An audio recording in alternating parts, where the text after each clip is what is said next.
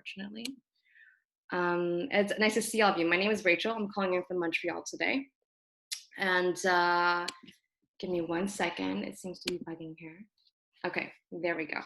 It's nice to see all of you. This event, Race and Food, started last year. It was a way to talk about the intersection of diversity and race in Montreal specifically. Where are the places of tension in the city? Where are the victories as well? And tonight we get to talk about a topic that's very close to my heart on Chinese food, and I'm really excited to see all of you. If you don't have a drink yet, I'm going to invite you to pour yourself a drink. I am currently having a drink that's pouring all over my desk, and I'm being a very bad host, but it is this. It is a ling cha, which is like this kind of box drink that I grew up having. It's a lemon tea. It's like a black tea. And I'm Cantonese background, so I grew up drinking this, but I love Southern food from the Southern United States. And tonight I did a little mix. I put some bourbon into it. And then this is really ratchet. I put some LaCroix into it too. So I'm being a very bad Chinese person because people will be like, what is that drink? So that's what I'm having. I invite you to, if you're drinking something, to add that into the chat as a way to say hi to everyone. You can also show it on camera and let us know what you're drinking. So we're going to be talking about some spicy topics tonight, some good things and some hard things. And so I wanted to establish some ground rules on how to conduct ourselves. First of all, some basic stuff. If you never use Zoom, I envy you because I use Zoom nonstop all day. And I'm going to show you the functions at the bottom of your screen. The bottom left, there is going to be, oh, I have to spotlight my own video. There we go. At the bottom of your screen, bottom left, there's going to be a mute button. Please put yourself on mute until the Q&A, which is going to be a third from the end. I'll let you know. And I'll invite you to ask a question on camera. You can either stop your video or start it. We are recording this session to be shared afterwards. So if you don't want your face to be shown, you can stop your video. Afterwards, at the bottom of your screen in the middle, there is a chat button, and you can use that to interact with other people. Feel free to say hi to everyone. And I saw that someone just got another BLT from their fridge. That's amazing. Thank you, Amanda, for the solidarity. I think she's calling from Brooklyn. That's amazing. And then there's also reactions you can use, which is kind of fun. I use them sometimes in meetings. So for example, if you're like saying like, amen, I feel what you're saying, you can put a thumbs up, or you can also do a clap. If you need help, you can try to add that into the chat. I have a very, very kind colleague from my day job. Her name's Emily here, and she can help you out, or I can help you out as well. A lot of people are drinking tea. I'm feeling this British influence, and this is VLT. Talia, so you know, it's like this lemon tea drink, which I found out recently actually has 50% of your vitamin C intake in one. There's a lot of sugar, don't look at that part. Okay, so talking about these tougher topics, I wanted to establish some ground rules. We're all internet strangers. We can't be in the same room as we usually would be, typically. And before, when we've done these race and food events, we'd be in a room, we're sitting in a circle, and we get to ask questions and to actually see each other face to face. But I ask that because we can't see each other face to face, we take even more care in creating a shared, ethical, and safe space. And what that means is being respectful in our language, and also especially to the panelists, that if I ever ask you a question you don't want to answer, or if someone else asks you a question you don't want to answer because you find it offensive or you want to talk about something else, you're completely off the hook. Just say pass and say, I want to talk about something else. So you guys are in charge of the conversation as well. Please be chill in the chat. This is a personal side project. I am not an organization. I can't manage your stuff. That said, there has been a lot of Zoom bombing recently where people join a Zoom and say really terrible things like racist insults. We do have a backup plan in case that happens. If you hear someone join and they're yelling terrible things into the camera, put your computer on mute so you don't have to hear it. Myself and Emily will deal with that. We'll kick that person out and we'll let you know in the chat when we're ready to restart. Otherwise, we'll send out another link, but we're hoping that really doesn't happen. Something else is that if you take a photo of this or post about this conversation in on social media, please tag it. So I'm gonna add that to the chat here, all the tags you can use. Here we go. Oh, I just sent that to everyone in the waiting room. I'm gonna send it to everyone in the room. Please tag with Race and Food and tag me to Montrealese. If a tree falls in the forest and no one hears it, same thing here. Please tag us on social media. And that's it. So I mentioned I'm calling in from Montreal. I'm calling from specifically from my apartment in Park X. Montreal is also known as Chukchage. It is the unceded territory of the Kanankehaga, who are the Mohawk. but it's also a place which has long served as a site of meeting and exchange amongst various indigenous peoples. And I'm saying this to acknowledge that as a settler and as someone who's a second generation immigrant, and what that means is my parents moved here from Hong Kong. They met in university, found love. I came to be, but I've actually never been to China. And as a second generation immigrant, I've often felt unrooted. But since moving here to Montreal 12 years ago, it is a place where I feel a little bit of belonging and I feel a bit of connection to the place here. And so I'm acknowledging this as a settler, as a second generation immigrant who feels a bit of belonging here. And as I'm also, it's also a gesture to try to revisibilize the lands on which we are on and the people who have been caretakers and custodians of these lands. And it's a little bit of the spirit behind this series as well, Race and Food, to revisibilize underrepresented cultures and conversations. And as I've been learning in the past year, and recently actually I got to learn about partnerships between Chinese and indigenous communities who have been colonized and marginalized, sometimes together in the same geographic area. And I learned recently about a partnership, especially in the West Coast near Vancouver area. And there's actually this great documentary series called Red Chef Revival. There's this episode on Prince Rupert where they talk about something called the chow mein burger. This is part of my territorial acknowledgement. It's a long segue, but it's where the indigenous peoples there who were also relegated and marginalized, found a lot of kinship with the Chinese people there, or I should say the Chinese people there who were marginalized, found a lot of kinship with the indigenous people. And they shared a lot of food and cultures, and there's been a lot of solidarity. So I like to acknowledge that this is not a space that, this is a space that is unceded. And I like to invite all of us to think about how we can make space to honor and support the original stewards of the land on which we're on. Okay, on that, once again, I think a few more people have just joined us. Please put yourself on mute if you have just joined, and stop your video if you don't want to be recorded. So this Race and Food series started last year. I had a series of conversations with people like throughout like I think 2015 to like last year about race, racial tensions, and I'm from Toronto, so I was born and raised in Toronto. And I moved to Montreal 12 years ago. I'm Chinese as a background. Cantonese is my first language. And it wasn't really until I moved to Montreal that I realized how racialized I was. It sounds silly because I'm obviously not white, but growing up in Toronto, everyone is kind of from somewhere else. And that was very much a given. And I feel very privileged and thankful to have experienced very little racism growing up. But moving here, it was something that became a daily burden and a daily weight.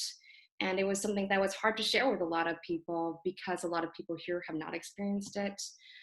Sometimes racism can take the form of being out of good intentions. Sometimes it can be outright offensive. And so I was trying to sort through all these things I was feeling and realizing and learning about being seen as an other living in Montreal. And I was having some really great conversations and parties or over dinner with people. And I was really yearning for a space to have this kind of discussion publicly. Because sometimes you don't want to talk about it. Like sometimes people will ask me about, hey, can you tell me all about your Chinese culture? And I'll be like, I'm actually not a good person to answer that because I'm not a very good Chinese person in that I am not very connected to my culture. I've never been to China. I can't read Chinese, for example. And I feel uncomfortable speaking on behalf of my people. So sometimes, you're put on the spot to talk about your culture and you don't want to. So I want to create a space where we can share time, share intention to learn from one another, ask questions as well. And it's a dedicated space for that. And that's where this series is born from. Other stuff, during the day, I work with an organization called Food Secure Canada, which is a nonprofit, and we work with people across Canada towards more healthy, sustainable, and just food systems. And otherwise, I'm involved with a few local groups as well, like the Montreal Restaurant Workers Relief Fund, or groups like Florent, who used to put on these conferences called Taste for Grain, connecting local grain farmers and bakers and chefs. I take a lot of photos, as you probably know. Many of you come from Instagram. I do want to say, though, I am not an expert on anything by any means. I am a Jill of all trades, master of none.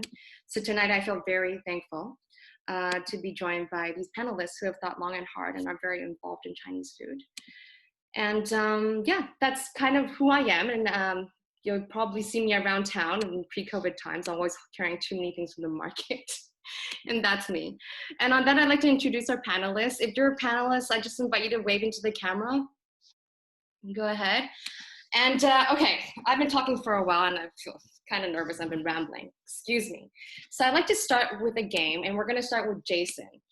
And we're going to start with Jason by doing this game called This or That, which is I'm going to put 2 photos on the screen. You need to choose one or the other as quickly as possible. Which one speaks to you the most, okay? And so Jason, you can turn on now your, you can unmute yourself. Perfect. I'm going to spotlight your video. And then I'm going to share my screen. Just give me a sec. And this is so we can like learn more about you and then take really extrapolate these decisions and psychoanalyze the decisions. Oh just, no. They're just for fun, okay? If you don't want to answer one of them, that's totally fine too. Okay. So there we go. Okay.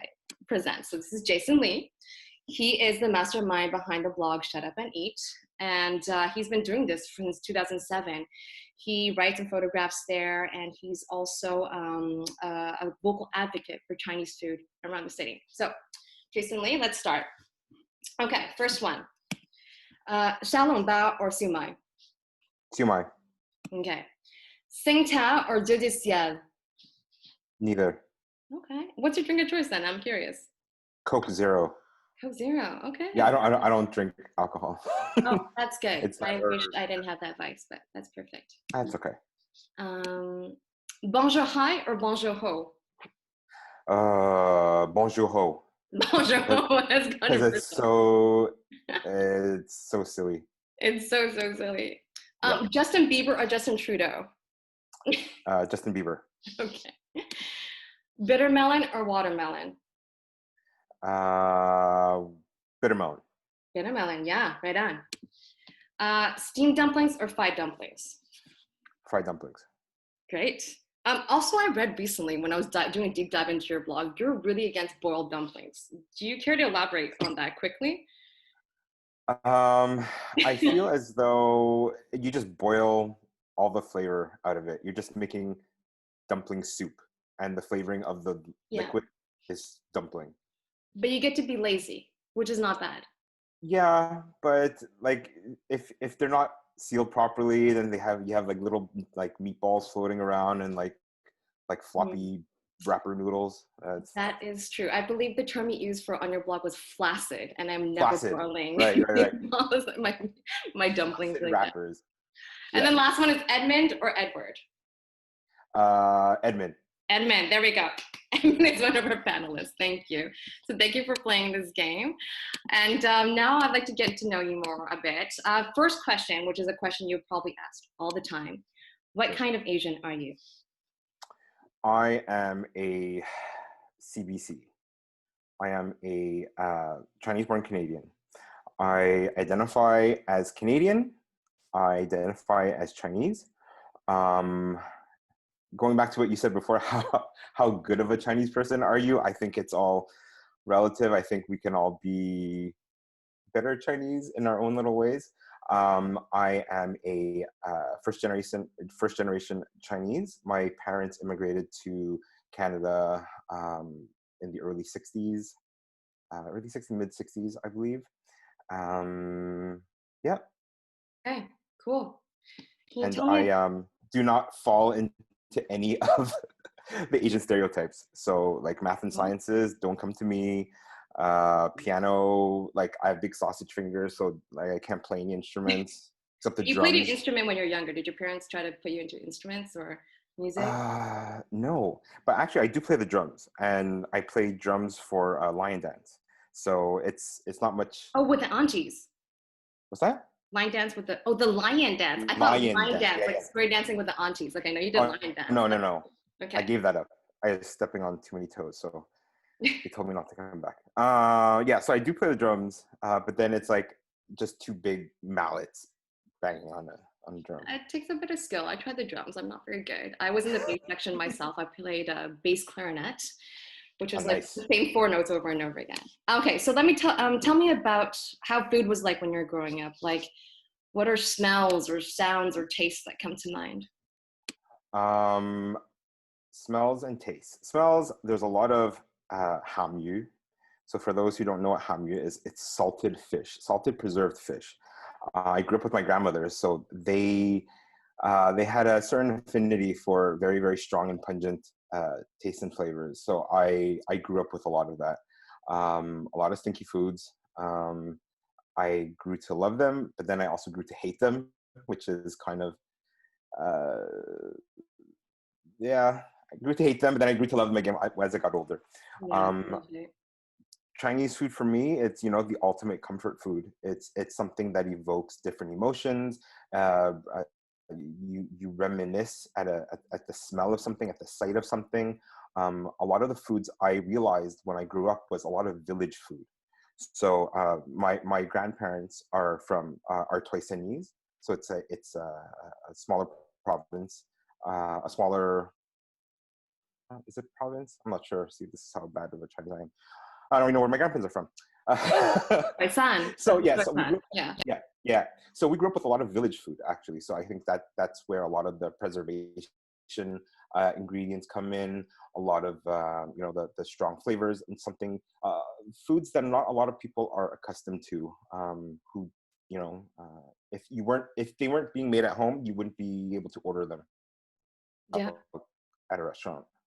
I totally forgot about hamyu, that salted fish you're talking about. My grandfather used to put it in something called bang, which is like a steamed Yeah. cake, which sounds terrible. It's like a giant meatball, but it's very comforting actually. Yeah, Like, I've taught my nephews really loved yukbang. I taught them to call it a steamed meatloaf, which is oh basically yeah, that's that what it totally is. makes sense. That's what it is. Yeah, It's a steamed meatloaf. Yeah, and it's there's a fun. lot of like technique that goes into that too to make the perfect texture. Like you can't just steam a piece of meat because it'll get really high or it'll get really like rough and not silky. So there's something there. Right. Yeah. Oh yeah, Okay. Cool. there's salted fish, there's salted duck eggs in there. There's ginger that offsets all of that. You know, it's a very peculiar dish to make because like you said, if it's not made properly, you're getting like a mouse pad. You're not. It's kind of gross. Yeah, it's a hard sell. It's not the kind of food you want your parents to be making when your friends are coming over from school for dinner or something like that. Or sending you to school with it. That's even worse. But That's hard. It's really hard. I think I got it for school once, and I still remember it. Um, so Jason, tell me a bit about how you got into writing about food and blogging about it. so yeah, I was always a fan of eating out, dining out, all through high school, through Seja, through university, and a lot of my friends and family would ask me, "Oh, so where did you go eat this week, or any new discoveries?" So my blogging started. It started as a way to just share my experience with my close friends and family, and then as social media started taking more prevalence in everyone's daily lives. You know, I was an early adopter in social media, so I was just, who knows, maybe someone else might be interested in what I had to eat this week. So it started as, you know, something that I was passionate about. I still am passionate about, and also because, you know, I was born into the food industry. My parents owned and operated a Chinese charcuterie business for over 50 years. You know, my grandfather had a grocery store in Chinatown. My cousins owned restaurants, you know, from every facet of the food industry, from manufacturing to retail to restaurants. You know, my family has been, so I've kind of, you know, live, breathe, and eat the food scene. So I was always an adventurous eater. So I would always try something. I would always try anything. I'm not scared of, you know, weird foods and whatnot. So, but anyways, for the blogging, it just started out as something to share my experiences with people, and it kind of took off from there. That's great. So that's a good start. There's so many other themes I want to dive into, like how was it growing up with a grandfather, like having a grocery store, and all those things, and whether there was like fresh fish, all these things I want to know. But we're gonna jump to Helena. So, you know, Jason, you can turn your mic off, and then I'm gonna spotlight Helena's video. And Helena, you turn your mic back on. Okay, I'm feeling so cold and like jittery for some reason, but I'm excited to see you because Helena just opened a restaurant called La Cansing in the Southwest. So Helena she's traveled a lot through Asia, China, and Taiwan and Malaysia as a youth, and then she moved to Montreal where she was studying, and she fell in love with cooking. She cut her teeth at Bouillonbilk and Elena, cooking in the back of house there, and she just opened her own place called La Cantine. I'll add the social media into the chat in just a second. And so, hi Helena, thank you for joining us. Hey, thank you for having me. Are you ready to do the quiz? Yes. Okay, give me a second.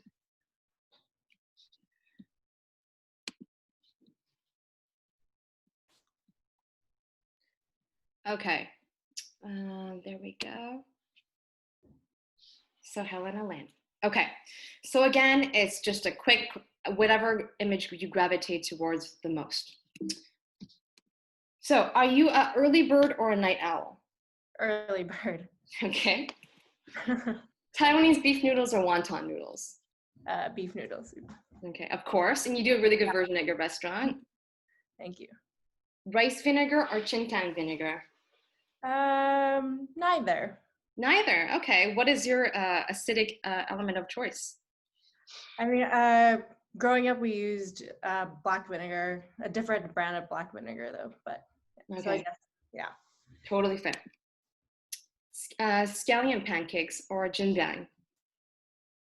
Scallion pancakes. Yeah, right on. Ramen or ramen hair? Hey, ramen. Ramen, yeah, I would go with that too. Peking duck or duck tacos? Peking duck. Yeah, I think you have to almost. For sure. This one, I almost know your answer, but I don't know which I'm going to choose, which is pineapple bun or pineapple cake? Ooh, so hard. I would actually go pineapple bun. Yeah, okay, right on. Okay. I haven't found a lot of pineapple cake fresh in Montreal though, but pineapple bun is good. And then last one, Jason Lee or Jason Momoa? Well, obviously Jason Lee. Okay, thank you for playing this or that. So Helena, I'm gonna start with the same question as I asked Jason, which is, what kind of Asian are you? Yes, so I would consider, well, I am Taiwanese. I was born in Taipei. However, I guess my history is a little complicated since I spent most of my childhood living in China. So I lived in Guangzhou when I was very, very young. And then I lived a few years in Beijing, 6 years in Shanghai, and then I spent 2 years in Malaysia. So you moved around quite a bit as a kid, right? Yes. Okay. How was food like growing up? Because there are such different geographies and places, like the temperatures are different, the landscapes are different. How was food there? I mean, food at home for sure was always, the familiarities of home. Well, my dad is actually, his parents were originally from Beijing and they went over to Taiwan after World War II. So we get a lot of influence from there. Like you were talking about jjajangmyeon earlier, and my parents definitely cooked that a lot, or my mom did, growing up.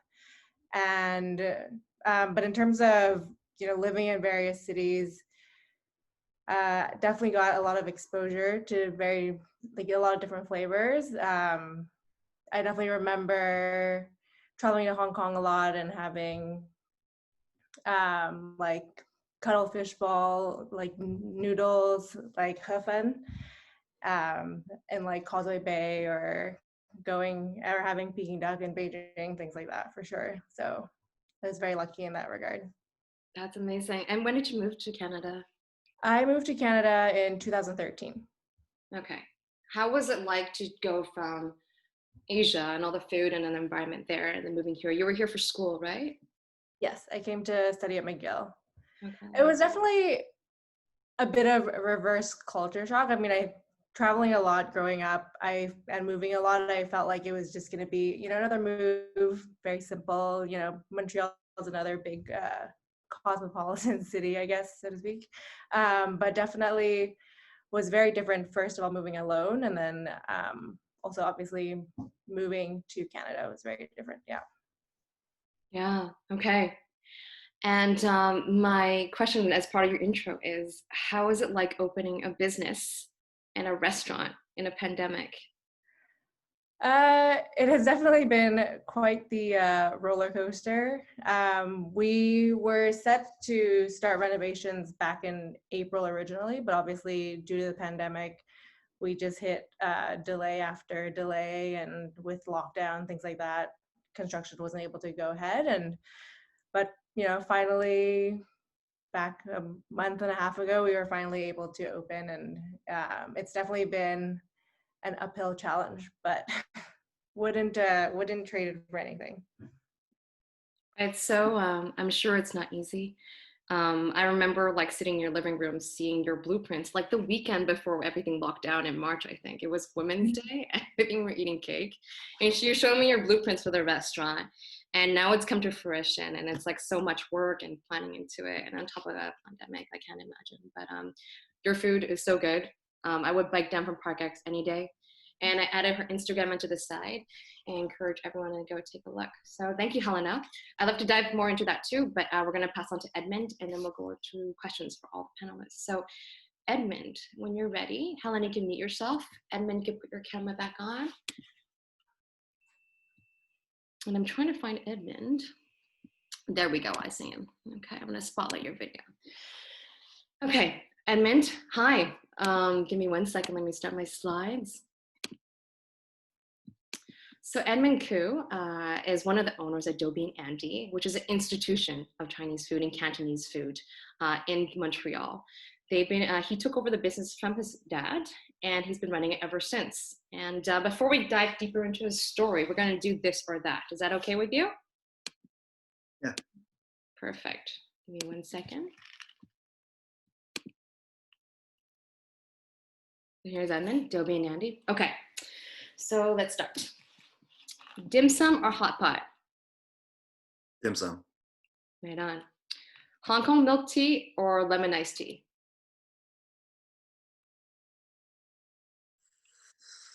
Milk, It's a hard one. milk tea. Milk tea, okay. And you make both Adobe and Andy, right? Yeah, Okay, and do you use condensed milk or evaporated milk? I haven't had yours actually. evaporated milk. Evaporated milk, yeah, right on. Singapore fried noodles or beef hor fun? Beef oven. Yeah, right on. And I think that's available at Thursday at Adobe and Andy's, which I haven't tried yet, but I need to make it down. Doraemon or Pokemon? I don't know either, but yeah. Okay, that's cool. Actually, I put a couple in here that I don't know if you would know, and it's just for fun, so we'll see. Do you know this one? Do you know the people on the left, Edmund? These are like Canto Pop stars. Yeah. Okay, and they used, when I was growing up, my cousins were just moved here from Hong Kong. They were super into Canto Pop, and there were 4 singers, and they used to be called the 4 Heavenly Kings. I don't know if you grew up with that. Yeah. Okay. The one on the left, right? On the right, Pardon? I'm not totally sure. On the left, on the right is BTS, this new Korean K-pop group. So I was gonna ask you, do you choose the 4 Heavenly Kings of Cantopop or BTS, the K-pop group? Nah, the Chinese one. The Chinese one, okay, right on. Pocky or like koala bear cookies? Pocky. Pocky, right on. And St. Theater or Fairmount? St. Vitor, of course. Oh, seriously? Okay, you have to explain yourself. How come? I'm very interested. Sorry, this is not a bagel talk, but I'm just curious. Well, I actually just went on a bagel run, sort of like, because one of my friends actually likes Fairmont better. So we both went to there, and then, damn, when we went to St. Vitor, it was still fresh. It was like Fairmont was like cold, people don't like it, man. Oh, maybe it it's wasn't not their fresh. fault. Well, yeah, of course, if it's going to be hot, then it's hard to compare, but I like Fairmount, and I stand by it. But it's totally fine. You can choose between one or the other. Okay, Helena or Helena of Troy? Of course, Helena Lynn, no? Yeah, Helena Lynn, right on. Helena of Troy is not a real person, yeah, so good choice. Thank you for playing this or that. So now that we've done the quiz, tell us, Edmund, a bit more about you, starting with what kind of Asian are you? I'm Chinese from Montreal, and yeah, I don't know much. Like, I don't know how to read or write Chinese, except if it's like from the restaurant. Okay. Yeah, that's totally fine. So you know like the restaurant terms, and you probably grew up reading restaurant menus a little bit. Did you ever go to Chinese school growing up? No, unfortunately not. Okay, that's it's really fun. I went to Chinese school every Saturday, and I still can't read any Chinese. So there you go. And tell me a bit about food when you were growing up. I asked Jason this as well. Like, what are the sounds and the tastes and the smells that come to mind? What are the dishes? Well, mostly when I grew up, more of the memories are just from like eating dim sum with the family and stuff like that. And like the food that I remember the most is when my dad would always make me con chao, or the beef hor fun. It's like the only dish that he would make me, and I was like, what the fuck? Oh, sorry, I was swearing. But Okay. no, but then I grew up to know that it's actually one of the more classic dishes, and it was one of the best dishes that we actually have at the restaurant. But I just thought he was being like being lazy, giving us that dish, you know. I feel like hor fun is actually kind of hard to make. You have to have the right temperature, enough oil, all the like textures and everything, and you have to have this element, which I understand is called wok hei. I don't. Do you speak Cantonese, Edmund? I should have asked you this earlier when we did our test. Yeah, I do speak Cantonese, not as well as I speak English, but yeah, I do. Okay, right on. But you have to have this element called wok hei, which is like the Yeah, heat from the wok, which adds flavor to it, right? So hor fun is kind of a complicated dish. Do you yeah, prepare it the same way your dad makes it? yeah. Like what basically taught us how to make it, and what I find is that the gonchao it's more the best accents what you can do with the wok. So like you get the flat noodle, get to the wok hey. It's more of a quick meal in there. I just find that everything's good about it. You know? Right on. So you ran Dobing Andy with your brothers, but you took it over from your dad, right? How was it like to take over the family business? Was it always expected, or was it something you moved towards later in life? Well, it wasn't totally expected. Like I did step away from the restaurant for a few years, like doing other odd jobs like telemarketing and stuff like that. But yeah, when I came back about 6 or 7 years ago, I believe. Like I just found out it was better than any other like type of office job or anything that I would ever do. So Yeah, right on. There's an energy about being in a restaurant. And do you guys have different stations? Like, are you in charge of a specific thing, whereas other, like your brother does another thing? Or is it like pretty shared? yeah, all of us know how to do our own like everybody's station, but mostly I'll do the chopping and the barbecuing, and then Eric also knows how to do the chopping now, but like he's more like with the walks and stuff like that, as well as my other brother and our other partner Webster. Okay. Okay. And Webster is part of the family, or he's like a friend or business associate? He's now part of the family. He's But, now part of the family. Okay. yeah, he came to us about 2 years ago, Webster Gelman. Okay. Right on. Thank you, Edmund. Okay, so now you can now, all the panelists, so Edmund, Helena, and Jason, you can put your mic back on. I'm gonna ask you some questions for all of you. So, okay, we're gonna do a little bit of interactive element. This involves everyone, so it's all players. Everyone in the chat can do this, which is, I wanna look at the theme of what is Chinese food? Sounds esoteric as a question, but I'd like to invite everyone to add in the chat the first Chinese food that comes to mind. So you can add that into the chat. And I'd like to ask the panelists actually, what's like, I think Jason talked a bit about his comfort food, but what is a comfort food for you, especially now that it's getting colder on this crazy, crazy year? Like, what's a comfort food for you from your heritage? Anyone, Helena, Edmund, or Jason? Anything carbs. Mm-hmm. More carbs, the better. Yes. And any rice dish, any noodle dish, I think is comfort food. It's like you were saying, like I can't stop thinking about hall fun. Give me a second. Okay, go ahead. I was echoing. I can't stop thinking about hall fun now. Like that. Yeah. That is comfort food because it just you eat it and it just sits there, and What do you mean? It's like in your stomach. Yeah, it doesn't takes you the whole day to digest. Ngao lam, so which is a beef brisket stew, or even as simple as a wonton noodle. But yeah, those dishes, and then especially for me, like a lat mei fan. Lat mei is a Chinese sausages, Chinese bacon, and cured duck Yeah. on steamed rice or steamed with rice. Oh, that's good Yeah. stuff. And you get the flavor into the rice. Oh, I forgot about that. And that's the thing, right? Like, I've been away from Chinese food and Toronto. I haven't seen my family in a year, guys. So, like, I'm going to do a little public health PSA, which is everyone wash your hands, don't hang out, get the vaccine when it comes out. Actually, that's your personal choice, but I haven't seen my family in a year and I really like to see them in Toronto. But I forgot that Lat Mei Fan exists, that you can actually have these kind of cured meats and you cook it with the rice and it permeates the rice with this really amazing flavor. And it's kind of a hard thing to do when you live alone, right? Like, Edmund or Helena, like, what are some comfort foods that come to mind? And I'm seeing some great additions in the chat here. I think a lot about dumplings. I mean, growing up, every Chinese New Year, it would be everybody around the dining table, spending half the day making dumplings. And that's definitely a big comfort food for me. I mean, to this day, every time my family gets together, we definitely make dumplings together. It's just part of the tradition of our house, I guess. Yeah. And do you steam them or do you fry them or do you boil them? I know, a little controversial, but we either pan fry or we do boil. That's fine. Okay, that's pretty good too. How about you, Edmund? Any comfort foods that come to mind other than gongtao alcohol?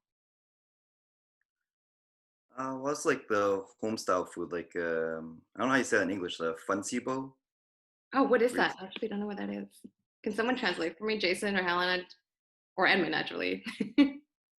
I think it's like glass noodles, and then you just put a Oh, whole bunch of stuff inside. yeah, I got it. And you have like different vegetables and meat and pork or something like that, right?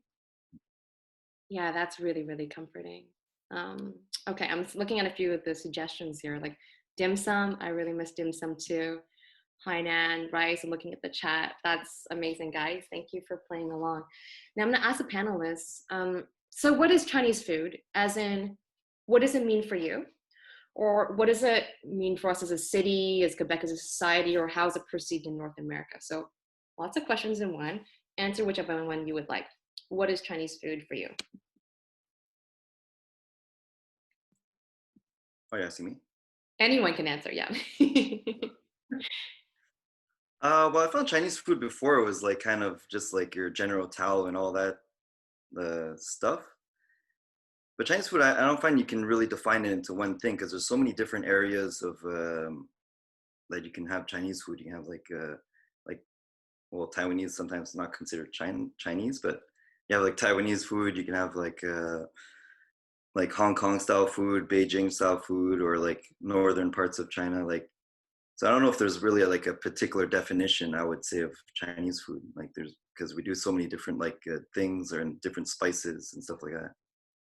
Yeah, if you look at the geography, that's exactly the kind of direction I wanted to go to. Is if you look at the geography of China, it's a massive country. So when people ask me like about Chinese food, I'm like, I don't know. I know Chinese food from Hong Kong. That's where my family's from, but specifically not just Hong Kong, like Hong Kong immigrants to Toronto. So that's a very specific kind of Chinese food. And whether you're from the north or the south or the east or the west, the flavors are so different. Anyone else want to tackle this question? What does Chinese food mean for you? Or maybe what it means for us as a city or as a society?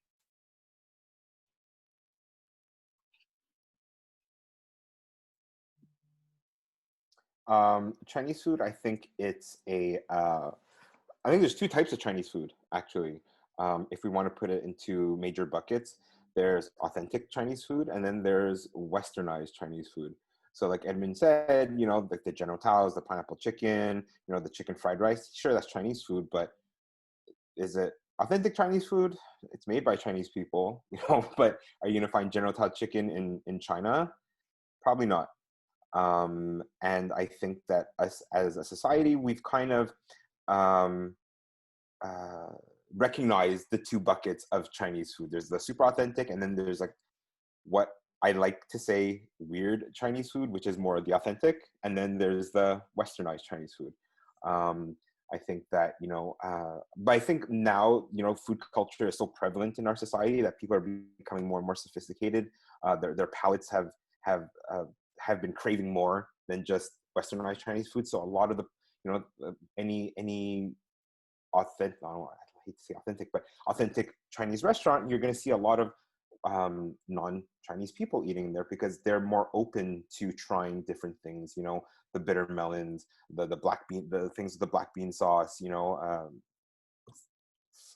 salted fish. You know, I've introduced salted fish and chicken fried rice to a lot of my non-Chinese friends, and they're like, "Whoa, what is this? Why does it smell like this? But also, why is it so delicious?" The game changer fried rice. It's a very good. Yeah, Yeah. yeah. For sure.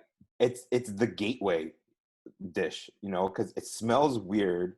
You don't expect it to taste so good, and then there's like the strips of lettuce in there, so like you get you get vegetables in your fried rice. So it's all It's good. pretty trippy. Where do you even find that in Montreal? Where do you order that? Anywhere, any Chinese restaurant will have it, and Okay. I bet you any kind of westernized Chinese restaurant, if you ask for it, they'll probably make it for you because it's a chef's dream to make something that's not on the menu. Yeah, totally. And that actually, actually, no, I'm gonna ask Jason a couple more questions if that's okay. Which is, you were interviewed recently in Cult Montreal in this article about saving Chinatown, and you talk a bit about how the Chinese food scene was stuck in Montreal a lot for the 70s and 80s. So it's a certain wave of immigrants who came here in the 70s, 80s, my parents included, and included a few people who moved here before the 97 handover, I think, from Hong Kong back to, mainland China. Um, Tell us a bit about the food from that first wave of immigration, and Mhm. how would you like to see, or you talk about regionality, so how would you like to see Chinese food evolve a bit beyond what that is, what was a lot in Chinatown for a long time? So I believe, you know, Edmund could probably speak to this as well. You know, the first wave was a lot of Cantonese food. I think through the 80s and even the early 90s, you know, Chinatown as an entity wasn't just Chinatown. There were a lot of other kind of cultures and cuisines that made their home in Chinatown. Like there was a lot of Vietnamese restaurants. I think there was like one or two Japanese restaurants as well. The first wave, like I said, there's a lot of Cantonese. There wasn't a lot of Szechuan or very regional types of restaurants. I think that that was just a testament to the people who were immigrating to Montreal. What I'd love to see now is younger people, younger Chinese people, or you know even younger Asian people taking what they've learned, what they've grown up eating, adapting it to 2020. And adapting in 2020, I don't mean like the takeout market, Oh. but I mean adapting it to, you know, people's more sophisticated palates.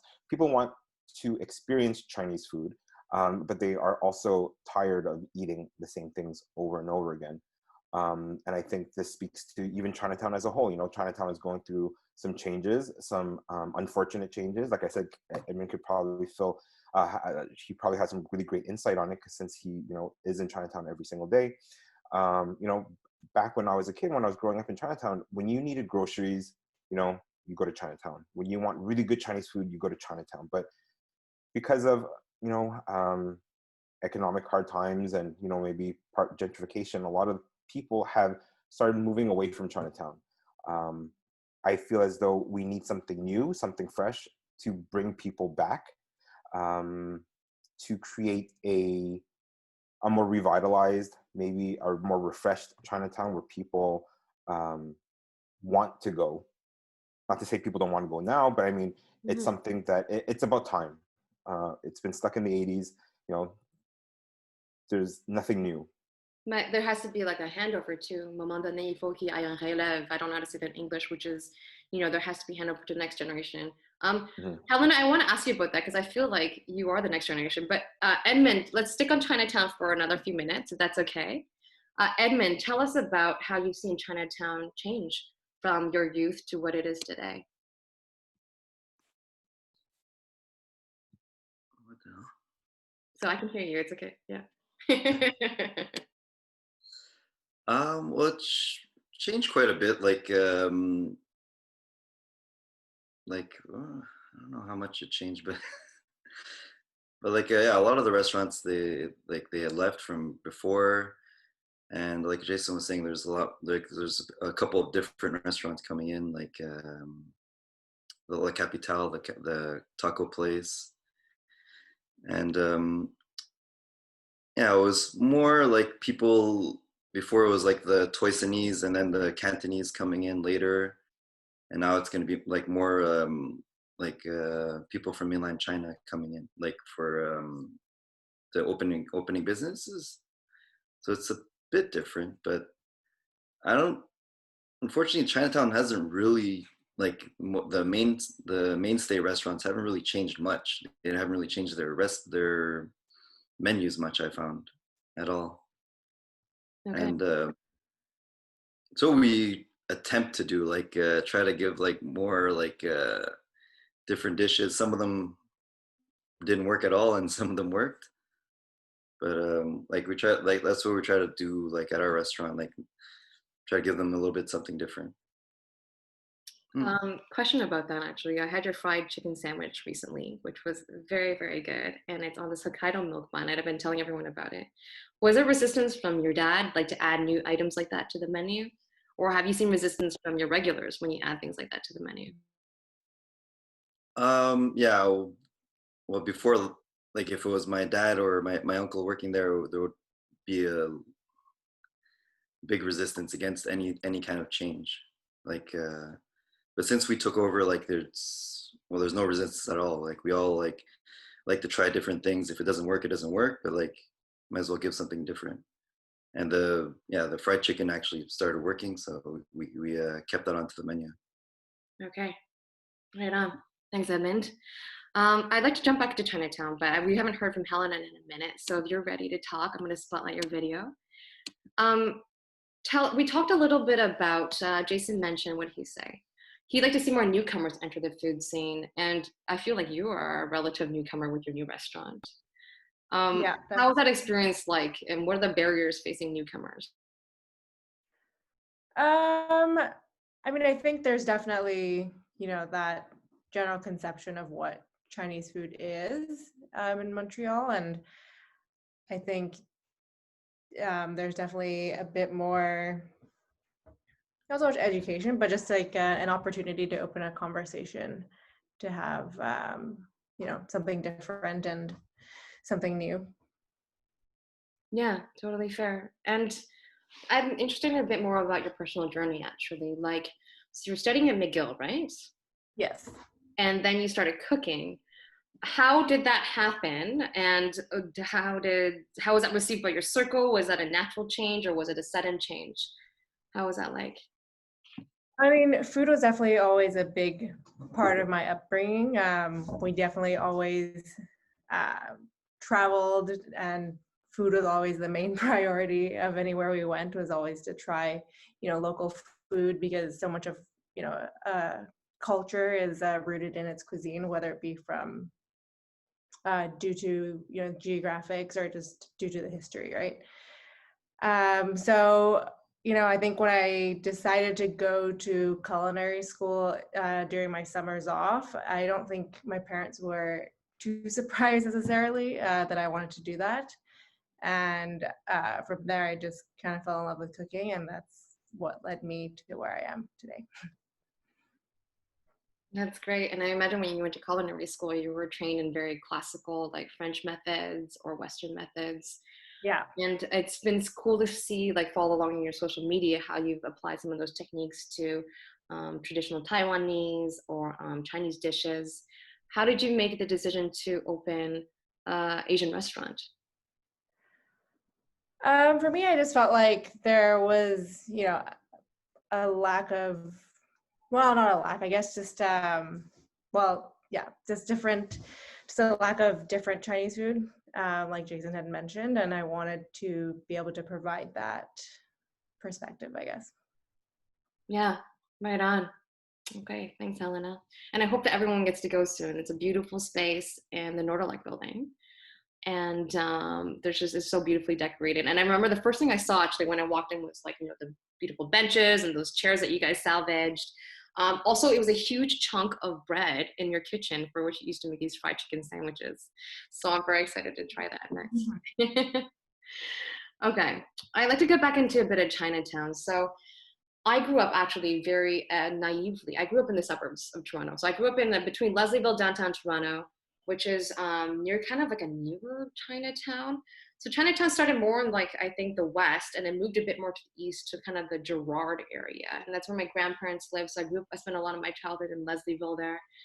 And then like a lot of Asian families, we moved gradually uptown. And so all my family lives up there now, and they take me for amazing food. I think my aunt is on this chat, which is kind of fun. She took me to the best Chinese food north of Toronto. And so I actually didn't have a good understanding of Chinatown, because for me, like Chinese food was all those kind of common conceptions of Chinese food or Chinatown being like in Toronto anyway. It's like, oh, that's a bit more old school, like we're uptown now, or this conception is just like in Toronto anyway, Chinatown's a little bit dirty, so we eat uptown.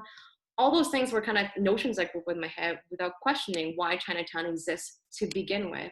And then as I grew older, like I realized a lot of them were erroneous notions. But I want to talk about the history of Chinatowns a little bit. It's natural, I think, when people move that they look for people who are similar. When I moved here, I definitely met a lot of Anglophones because I'm from Toronto. But more than that, Chinatown was not just a place for Chinese immigrants to gather together because they shared a language. Oftentimes, because of racist policies such as the head tax, so that was something implemented in the late 1800s. There was a lot of Chinese immigrants coming over to make a new life, or immigrants who were here from building the railroad, and the railroad was done. And to prevent more Chinese immigrants from coming over, Canada, the government, implemented something called the head tax, which placed a high tax at the time, comparatively, on every Chinese immigrant, and more to discourage Chinese people from coming to Canada. But moreover, once they were here, they were relegated and prevented from working in different professions, most professions actually, other than the laundry business or the food business, which is part of why there are so many Chinese restaurants and so many Chinese people working from that era in restaurants, because they didn't actually have a legal choice to work in anything else. And so it kind of became a hub for that. That's a little, actually, I think there's some people on the call here who know a lot more about Chinatown and its history than I do. I wondered if the panels had anything to add to that. I remember when I first learned about that, it was part of the shadowing, because I grew up with an immense amount of privilege in that I experienced very little discrimination growing up in Toronto. But learning about things like that and the hurt that's carried through generations of people who live through that, of being not having able to have the choice to choose their profession, that really spoke to me. Has that impacted you, any of the panelists, at all?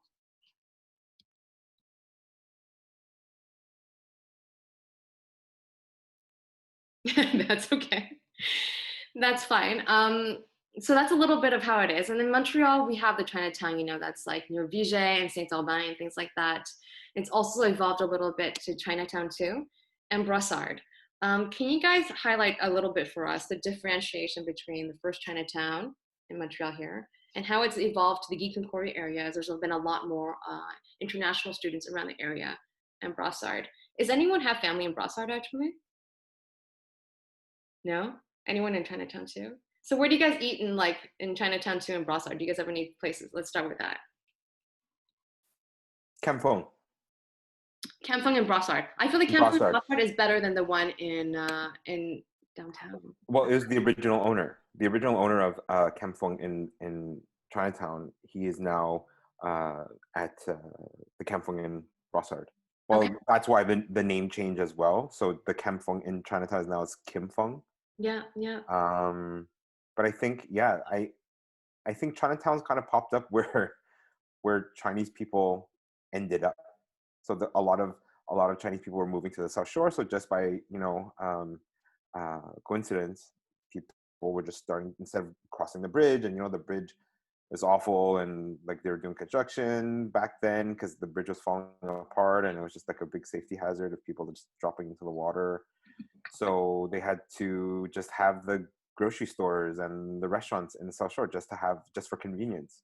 And then, like you said, Chinatown 2 near Guy Concordia, it was a reflection of the area. So a lot of international students, they needed, comforts of home, place to go get their instant noodles or, specialty items that they can cook in their residences. Yeah, it makes sense that it's more convenient. Though, were people actually dropping into the water? That's exactly. No. I was just exaggerating. Maybe. Okay. We don't know. I think it's a Turcotte where pieces of concrete were dropping on people. Right. That is a real thing that I've heard about. So I know, and then you've been around for longer. Have you ever heard of that? No. Edmund's like, why are you asking me? I'm not a bridge expert. No, it's okay. You don't have to comment. Okay, I'll stop spotlighting you. We're at 9 o'clock and there's so many things I want to go through. Panelists, are you okay to stay till like 9:20, 9:30? Is that okay with you? You could do a thumbs up or thumbs down. Okay, perfect. Yeah, sure. I want to get into something a bit juicier. We talked about Chinatown history a little bit, the food you had growing up. I want to, in this summer, I think, 2020 has been interesting because it's been kind of a dumpster fire for many things, and it's been incredibly hard for the restaurant industry. One thing that's been interesting to see is this kind of collective, I feel like we've been shoved collectively forward in terms of addressing racial equity, equality, and a lot of things, especially in the summer of Black Lives Matter. It opened up the doors to have conversations on how we can support other racialized groups, and that's been encouraging for me to see. And one of the things of why I started this conversation series is to talk about and kind of to talk with other people and to heal from racist experiences I had, either were kind of well-intended or less well-intended. What is something that has happened to you recently or in the past that's made you cringy or angry? Or what do you wish people would stop asking you or that they already knew? So this is kind of a spicier topic. And on that, I'm going to ask a question to the audience, which is, what is the best spicy Chinese condiment? Because we're going to get into fiery things. So panelists, whenever you're comfortable, talk about what is something that's happened to you recently in the past that's made you cringe or angry, or what's a question you wish people would stop asking you?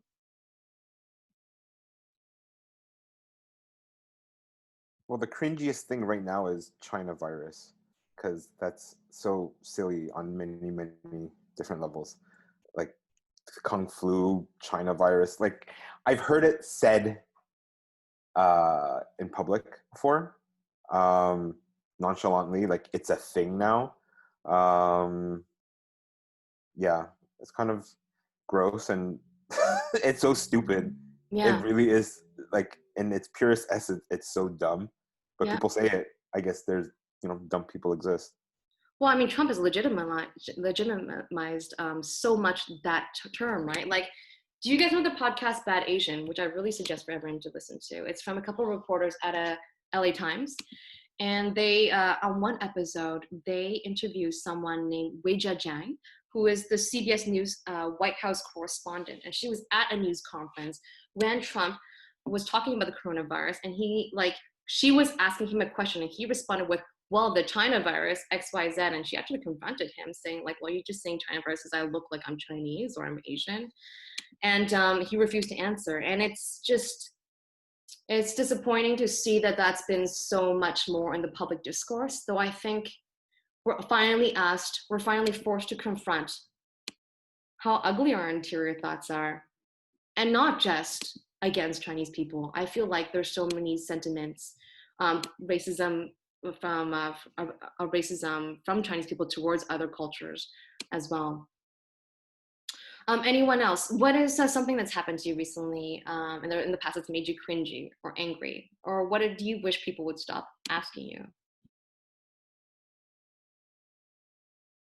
Well, I don't get that much racism at the restaurant. But yeah, one time, I think recently some guy on Instagram asked us if we sell bat at the restaurant. Yeah, thought that was kind of weird, but yeah. Really disappointing. I didn't repost it back up because I don't want to spread the whatever, but yeah, it's kind of a loser thing. Then he said, oh no, it's just a joke. But I was like, why'd you write it then? But it's not funny, especially when you live in Chinatown. Like I was reading about as recently as November, several stores in Chinatown were broken into. There's been an increase in hate crimes against people of Asian origin. I think in Montreal it's quadrupled since the beginning of the pandemic.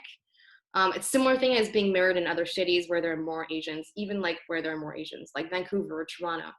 And these are only the hate crimes that we know about, because if something happened to me, I wouldn't report it. And most Chinese people I know would not report it. But Emma, do you have any experience with this? I was reading in the same article talking about reports of the elderly being afraid to go for walks or even going to for errands because for fear of racist attacks or insults. Is this something you've seen? Well, they haven't like told me directly, but I do notice that like a lot of our older clients don't really go to the restaurant much at all anymore. Well, I'm sure the virus has something to do with it. They're more susceptible. Yeah. That's hard. That's really tricky, and it's sad when you don't see regulars anymore. Yeah. I've also seen that businesses are changing opening hours to minimize attacks. So I think it is changing a bit. And Edmund, if you don't mind, I'm just going to keep the spotlight on you for a second. Is that I think Dobie and Andy did a fortune cookie project recently, where you shared kind of like more encouraging messages through these fortune cookies. Can you tell us a bit about it? Yeah, it was this guy Bill Wong. Like he started with wing noodles, and basically just we're giving out like fortune cookies with like, well, not pandemic themed, but like those kind of messages, like Messages of solidarity. It was fun to see. Yeah. And the wing noodle factory, is that the one that's on St. Albert as well, just across the street from Gauchetia? Is it the one there? yeah, it's Okay. right there. It's kind of a cool building, actually. I got takeout from you guys when it was still warm out, and I was looking at the history of the place, and it used to be, I think, a place for soldiers, and then it was vacant, so a Chinese businessman took it over and used it as a noodle factory, which is kind of fun, which is why there's also a noodle factory restaurant that I think used to be there. I don't know if it's still around. Okay, so we talked about that a little bit. Is there anything else that people already knew about what it's like to be Chinese, or that they would stop asking you about? What kind of Chinese are you? Sorry. But really, what like where are you from? Like Montreal? No, where are you really from? I'm really from Montreal. Yeah. What are you trying to ask me? What kind of Asian I am? It's like, it's so dumb. It's like, why does it matter? Yeah, but it happens. I mean, it's a real thing. You can All the still get time. asked that all the time, right? Yeah. Or what's your real name? What's your real name? Yeah, I say Edmund, and then like, no, your real name. I'm like, oh, the name on my birth certificate. Yeah, it's Edmund. That's good. Right. Really stupid question to me, but whatever. Yeah, I wish people stop speaking to me in Mandarin. And as much as it's a good thing or a bad thing, like people look at me and they're like, they say like ni hao, or they try to say these like phrases that they learn from abroad, and it's supposed to be cute, but it's not. Or sometimes I'll be at G&D in Chinatown, and Asian ladies will come up to me and start speaking to me in Mandarin, and then I'll feel a deep sense of shame from my grandma of not speaking any Mandarin because I can't converse with them. So it goes both ways. Okay. Let's move on to that a little bit. Let's talk about supporting the Chinese community. So there's a lot of things that are going on. Edmund talked a little bit about it, at this recent thing that he was working on with, I think he was from the Chinese Association of Montreal, or the Montreal Chinatown Development Council, the person with the fortune cookie thing. Which one was it? Sorry, I don't remember the. Oh, that's okay. All right. I'm thinking about, we've addressed a little bit, very, very briefly, and too briefly, to be honest. And it's hard for me because it's something I feel like I want to dive so much more into. Chinese food is so personal for me. But we talked a little bit about food growing up for each of you panelists from very diverse Chinese backgrounds. What brought you into food and your intersection with it, and how you use food, and how your heritage informs a little bit about that. Actually, before I move on from that, I want to talk about supporting Chinese family, but supporting the Chinese community. But Helena, I read that your food is influenced by the cooking of your grandmother and your mom. Can you tell me a bit more about that? Also, how can I meet your mom? Sorry? How can I meet your mom? Is she in Montreal? Because I'm very interested in meeting her. Unfortunately, no. My parents have been in Taiwan since the pandemic started. Yeah, because they have zero COVID there. It makes sense that they stay there. Yeah, well, at the time they were living in Shanghai, but they had just happened to go back for Chinese New Year, and then they stayed in Taiwan. Yeah. Okay. Yeah, just speaking with my mom this morning, actually, and they've been very lucky in terms of, life is more or less normal there. Okay. So very, yeah. So tell us about your inspiration of, I read that your recipes are inspired in part by your grandmother and your mother's cooking. Can you tell us a bit more about that? Yeah, I mean, I think like some of the recipes, for example, the braised pork rice that we do, the Ludo fan at the restaurant, is more or less my mom's recipe. And it's just so because good. I wanted to bring that idea of comfort Chinese food or Taiwanese food to Montreal, and it's something that I very much so resonate with growing up, and it's what I would always eat. So yeah, like my parents, the food that we ate at home is just it just reminds me of my past, and that's why I wanted to share it. Amazing. Yeah. Good. So that's fantastic. Okay. So let's pivot to supporting Chinese communities. And at this time, I'd like to invite all the people who are listening in to add a question if you have for the speakers. I have a bunch on Instagram that you guys have sent me, so I'm looking at my phone. And I also have a bunch that have that you guys have emailed me. But if you have any other questions for the panelists, you can specify to one speaker or just a general question. Please add it to the chat. If you're comfortable, you can actually turn your camera on and ask it live so we can have a semi-human connection. So going back to supporting Chinese community, I really love policy. I know that's probably not something that's very sexy or interesting to most people here, but I believe I'm really interested in changing the rules of the game so we can better support the people. And I recently read that the Montreal Chinatown Development Council, the Chinese Association of Montreal, the Center for Research Action on Race Relations, they are coming together to call for the federal and provincial governments to give $1 million to help save Chinatown in Montreal. They specified, thank you, Talia, and Policy Nerds Unite. They specified that this money is not for bailout, but to offer resources for the neighborhood to promote itself and rejuvenate the area. And so this is one of the assets going forward. I wanted to ask the panelists if you have any thoughts on this, how we can support this as people listening in. And then I want to ask Edmund and Helena specifically, your feedback on current rental assistance programs and wage subsidies. Our governments are telling us that they're doing their best. Are they doing enough? And how does that impact you as a restaurant owner on the ground? I guess I can chime in briefly on the, well, unfortunately, since we are a new restaurant during that we opened post-pandemic starting, we don't actually qualify for much of any aid.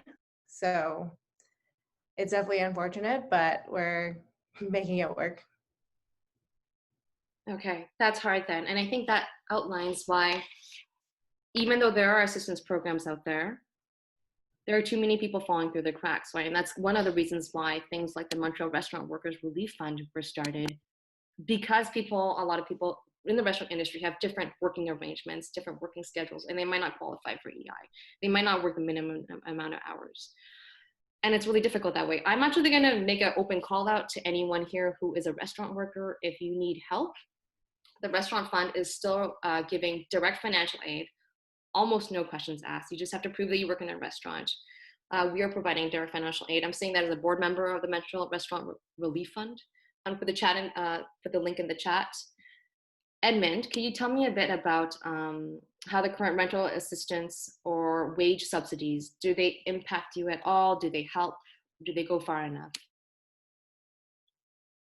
Well, I found we were able to take advantage of it, and it's actually pretty good. Like what they offered in the beginning, like they gave you I think it was 75% of your rental, and I think it was about 75% of 70% of the wage subsidy in the beginning.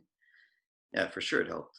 It was a good program that they did, like Canada did, and I think now they kind of flex it towards how much you're making as opposed to last year. But it does suck for new businesses that aren't able to take advantage of these things. I don't know why they can't compromise in giving them some of that relief as well. Yeah. But yeah. Yeah, that's totally fair. Okay, thank you for the comment on policy. Jason, I didn't invite you to speak. Do you have anything to say on that? No pressure otherwise. Save Chinatown. Support Chinatown. Very plainly. Support Chinatown. Yep. What does that mean for you? Someone's like, I want to help. the Chinese community? How do I do that? What would you say to them, Jason? Go to Chinatown.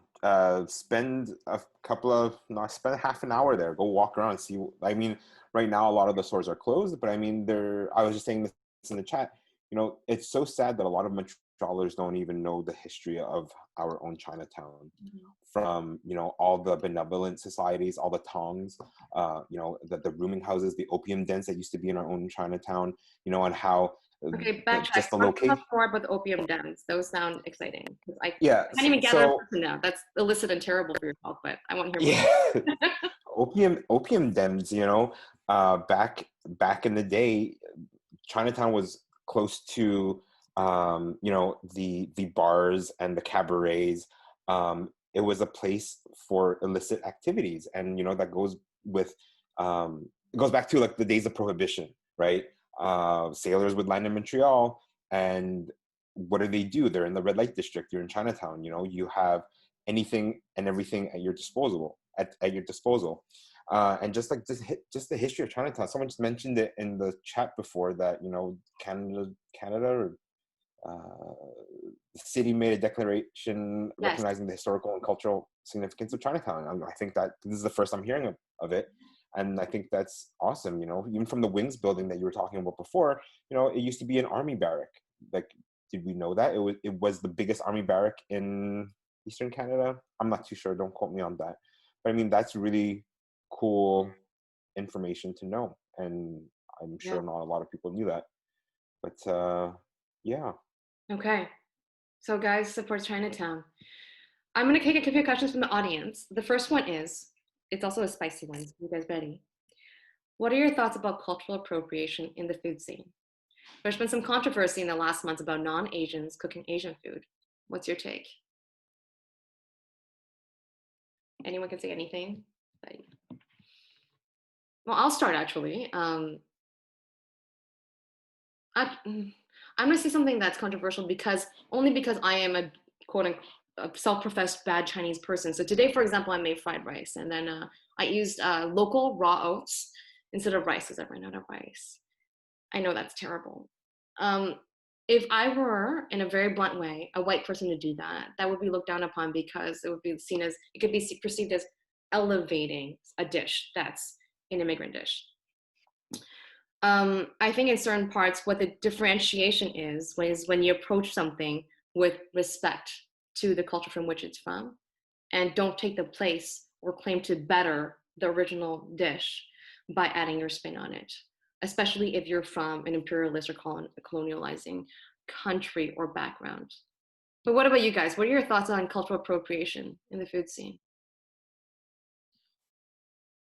I don't see why it's wrong that other people can't cook Chinese food. Like, cooking is cooking. Like, if you're taught to cook a certain way, why can't you cook that food?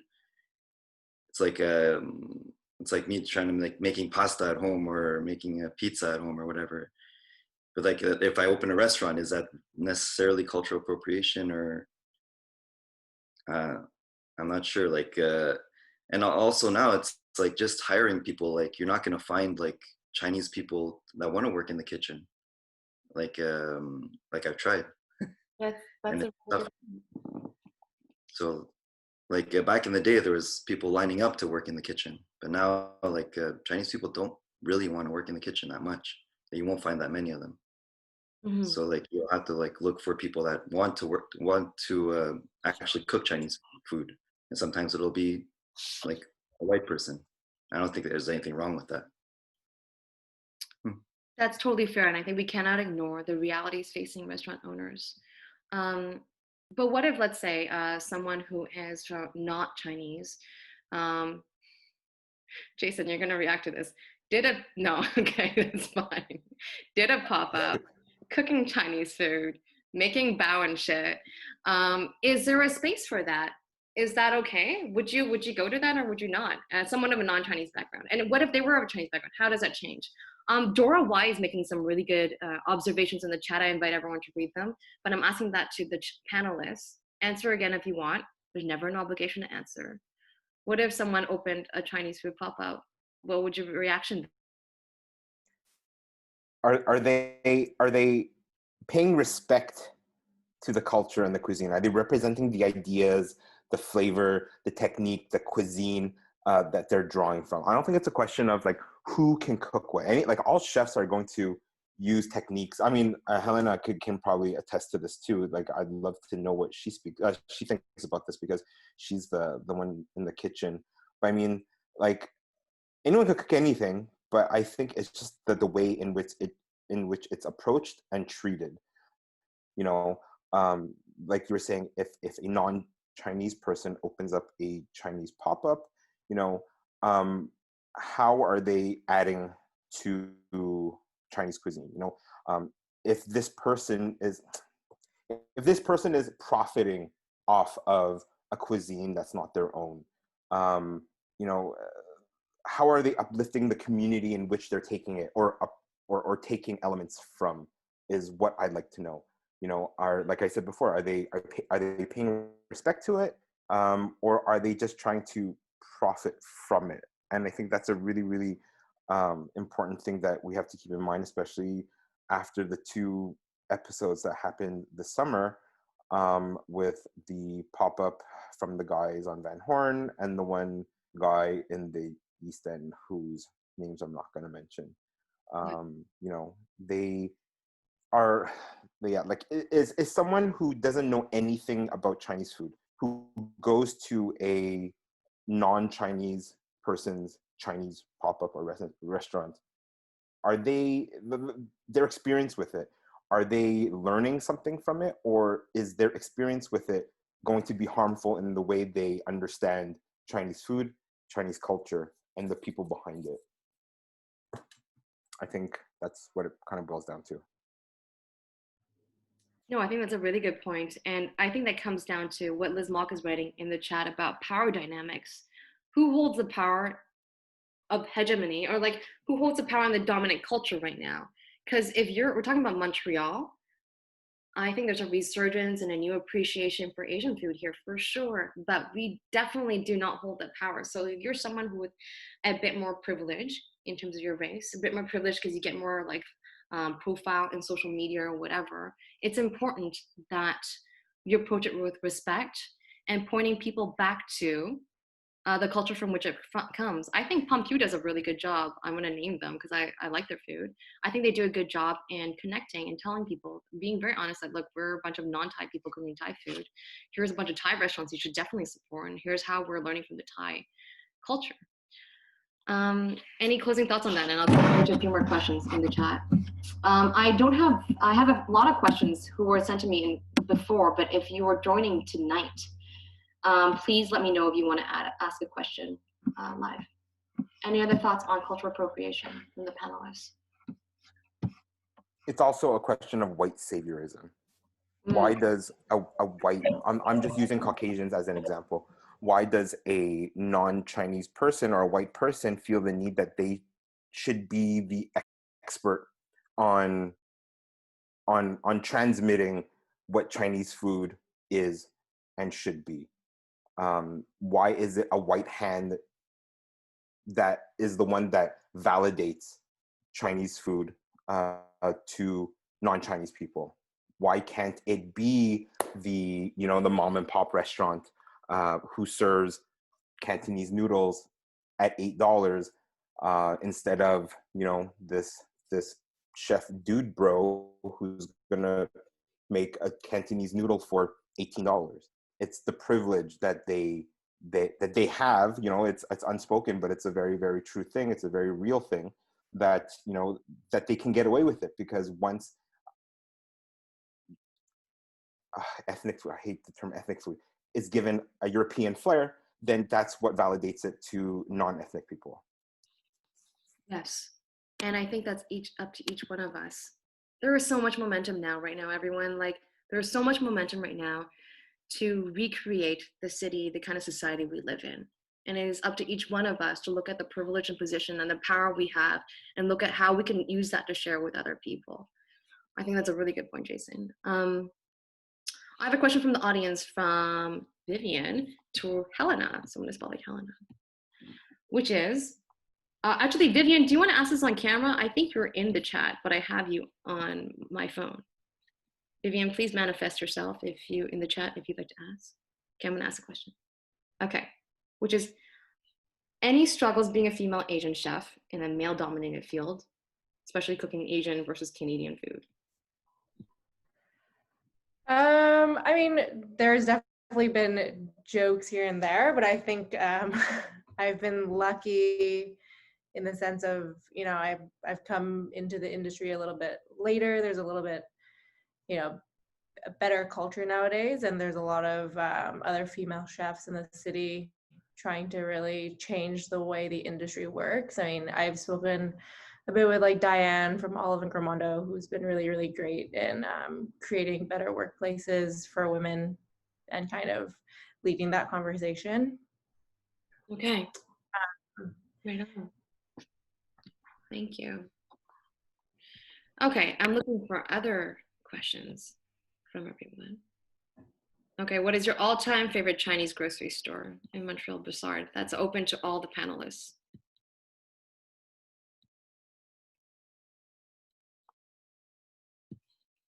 Anyone? Where are you going to? Come on, don't jump at it.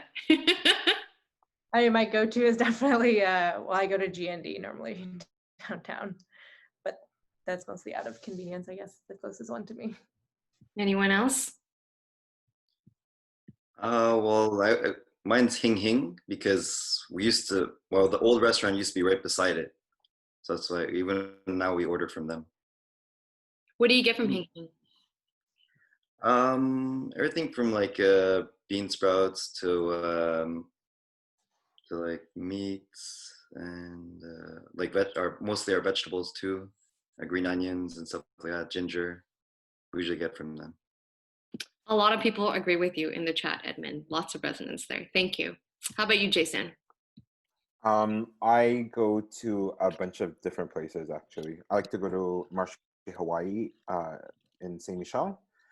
They have the best Asian snacks. Ooh, okay. Like hard to find Asian snacks. I'm gonna go. Yeah. Yeah, and I like to go to Lian Thai in Ville Saint Laurent. You know, Kim Flat once in a while. It's all about convenience, like Helena said. It's so easy to find really good Asian groceries anywhere now. What do you mean it's hard to find good Asian? No, it's sorry. I said it's. I meant to say it's easy to find Asian groceries anywhere. Yes, it's much easier to find for sure. Yeah.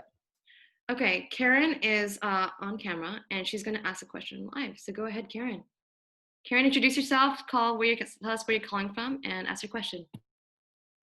Hi everyone, I'm Karen. I'm from Montreal. I'm a documentary filmmaker doing a film on Chinatowns in North America, and I've actually been filming, or I've had the opportunity to film with Edmund at Dobie and Andy.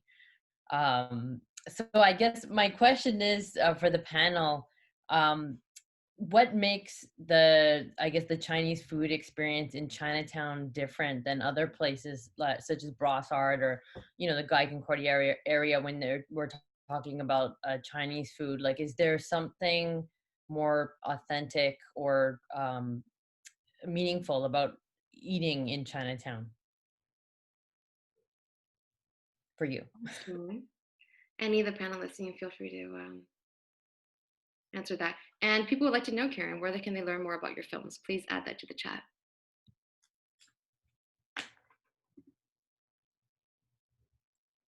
The waiters.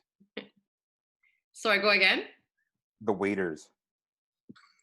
They are all characters. Doesn't matter which restaurant you go to, they're all characters. They're the crafty veterans that just are there all day. You know, they don't they don't give a shit about anything. Like, go into the restaurant knowing what you want to order, and I think that's part of the fun. That's part of the experience. Right on. Thank you. Anyone else?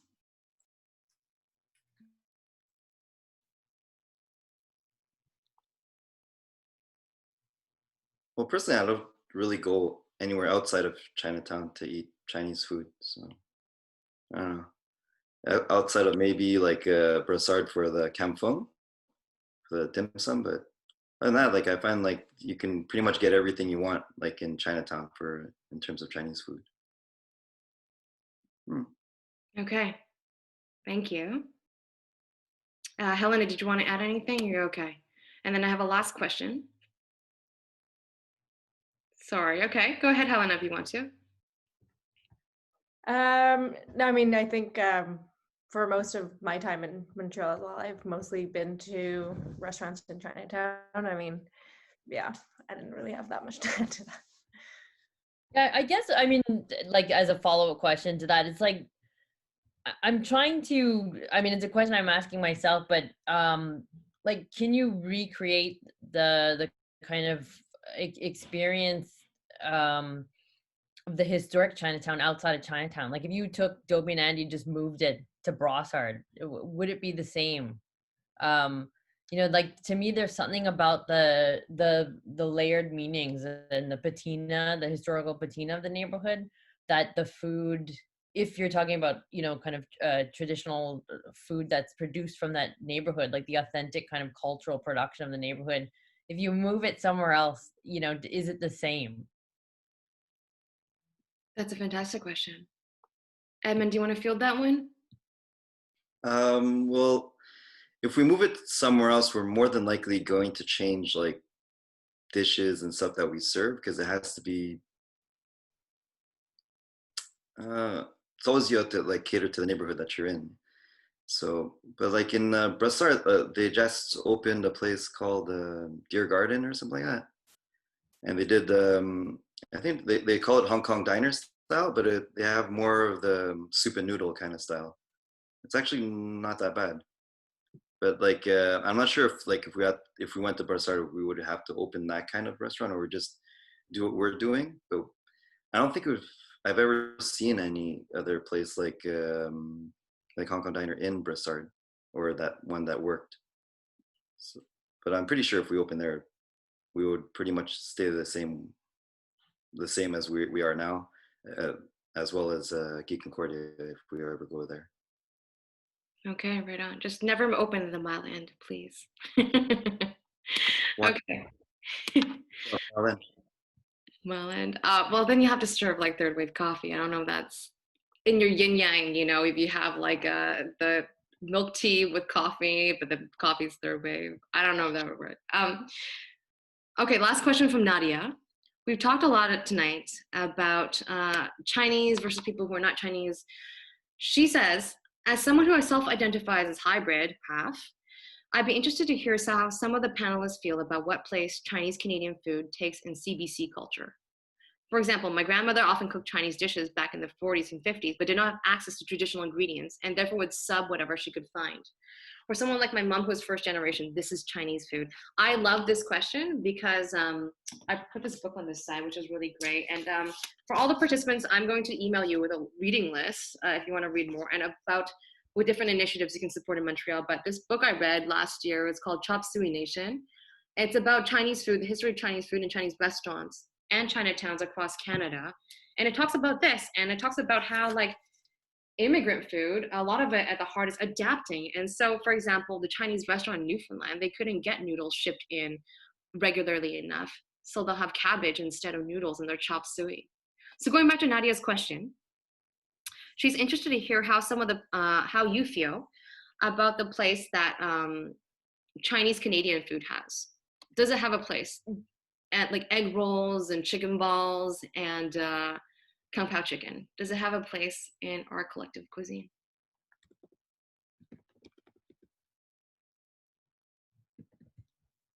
well, I always like a good General Tao chicken, even though it's not considered technically Chinese food, but it's really delicious though. I second. I'll order if yeah, it's just deep fried chicken and sauce. The sauce is good. How bad can it be? I like how chill you are. That's perfect.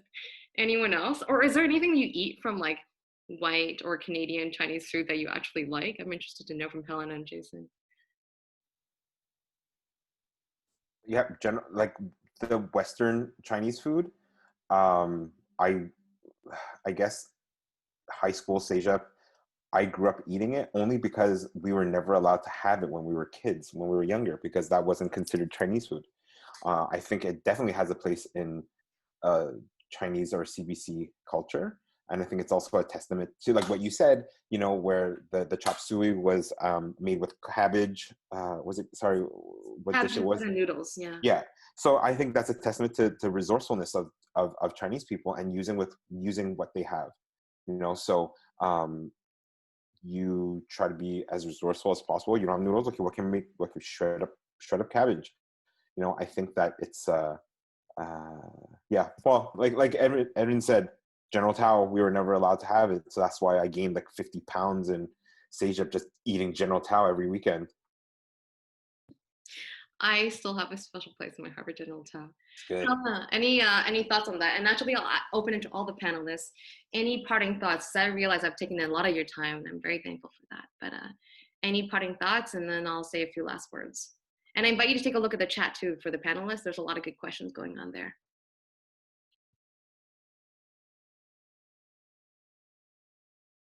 I'm thinking a lot about in this year how we can better, as a Chinese community, we talked about how to support the Chinese community. We didn't go nearly as much into depth as I would have liked. But a lot of times it's literally just ask any Chinese person and they'll have an answer for you. Ask any restaurant owner and they'll have an answer for you. Ask any organizer or activist how you can be of help. And I would say, don't let Chinese people to be the only ones advocating for Chinese food, and don't let us only be the people doing the work, quote unquote, which is such an eye-roll term. But like, I think of all the number of times that non-racialized folks have asked me to speak on their event on anti-racism or to contribute to a thing without offering any assistance on anything that my community does, for example. It's so simple, allyship, you know, to help the Chinese community. So I'd like to say that, but I also like to think about how the Chinese community can be better allies to adjacent struggles like Black Lives Matter, or supporting Indigenous sovereignty, or supporting Indigenous food sovereignty. And that's the last question I'm gonna ask all the panelists. Last question for real, sorry. Any thoughts on that? How can we be better allies to adjacent struggles like Black Lives Matter and Indigenous sovereignty?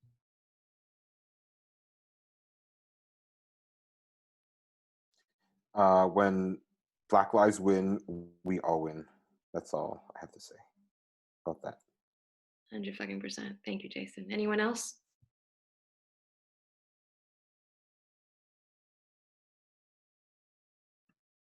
I mean, I think it all comes back to, you know, being open to listening to other people's perspectives and being open to sitting at the table and having those hard conversations. Yeah, it is. Edmund, do you have any final thoughts?